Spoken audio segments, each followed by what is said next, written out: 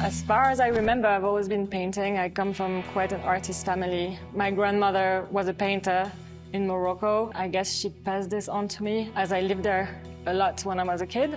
I didn't really enjoy going to art school, though. I ended up stopping art school and going to study sociology.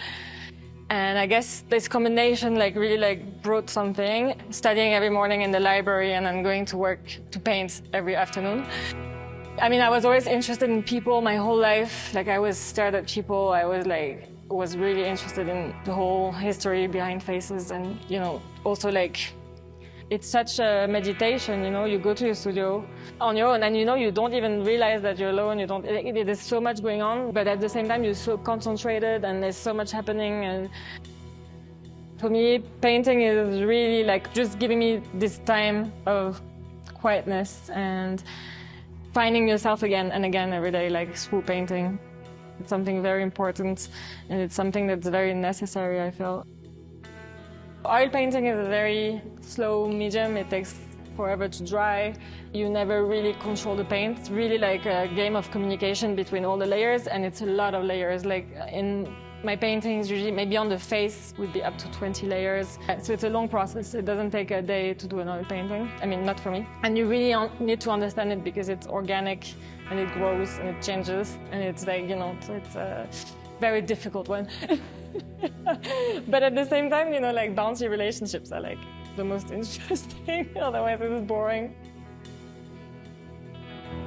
It's I need to live with the painting for at least a couple of weeks to a month to understand what the title will be, Because I'm always in a dialogue with my paintings because I'm alone with them a lot. That's why with this mural it was a bit difficult because I wasn't even finished and I needed a title already. And I felt the same actually when I had to give a name to my kids, it was I don't know them yet at all. How should I give them a name? So it's the same with my paintings. I wait a bit. Yeah.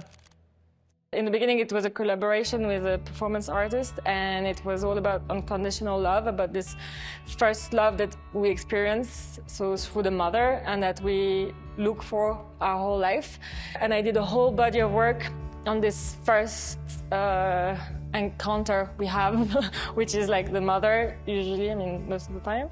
And it's that first, these first arms that are carrying us, these first hands that are touching us, and how we look for it throughout our whole life, how this is what through, love or friendship or whatever, but it's something that, and we can't live without it, human touch, so this whole exhibition is about that, basically.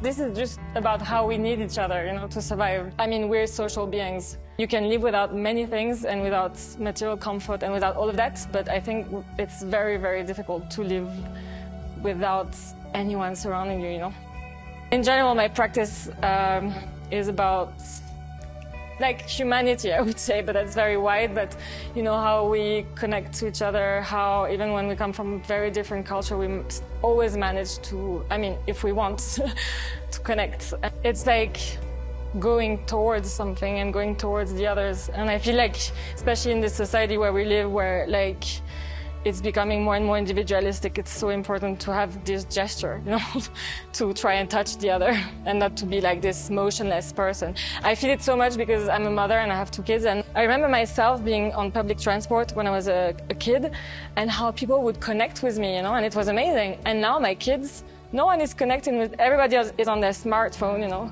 and no one is connected. It's crazy, really. You really feel it. They go and smiling at people and no one is smiling back, It's wow. So I think in that world, it's so important that, that we still have this gesture, this connection together.